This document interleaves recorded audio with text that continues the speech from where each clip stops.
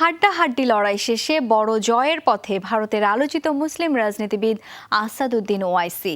তেলেঙ্গানার হায়দ্রাবাদ আসনে দিনের শুরুতে বিজেপি প্রার্থী মাধবীলতা কঠিন লড়াইয়ের আভাস দিলেও শেষ পর্যন্ত বড় জয়ের পথেই অল ইন্ডিয়া মজলিসি ইত্তেহাদুল মুসলিমিন দলের প্রধান আসাদুদ্দিন। 3 লাখেরও বেশি ভোটের ব্যবধানে এগিয়ে আছেন এই নেতা। 4 দশক ধরে হায়দ্রাবাদে আধিপত্য ওয়াইসি পরিবারের। টানা 4 মেয়াদে লোকসভা সদস্য আসাদুদ্দিন ওয়াইসি। এর আগে তার বাবা পার্লামেন্ট সদস্য ছিলেন 6 বার।